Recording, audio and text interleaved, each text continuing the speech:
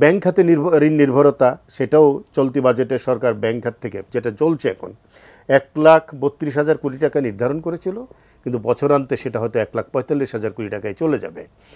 এর ফলাফল কী হচ্ছে? এটা একটা আত্মঘাতী প্রবণতা তৈরি হয়েছে। ব্যাংক খাতে তারল্য সংকট তৈরি হচ্ছে, ব্যক্তি খাতের জন্য ঋণ প্রবাহ কমে যাচ্ছে, এবং এতে করে সামগ্রিক অর্থনীতি ভয়ঙ্করভাবে ক্ষতিগ্রস্ত হচ্ছে।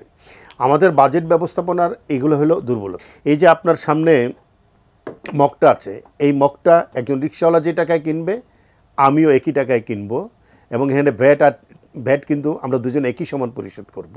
অথচ এটা কিন্তু একটা বৈষম্যমূলক ব্যবস্থা। এটা আমরা যে রেখেছি ওইটাকে আরও বড় করছি।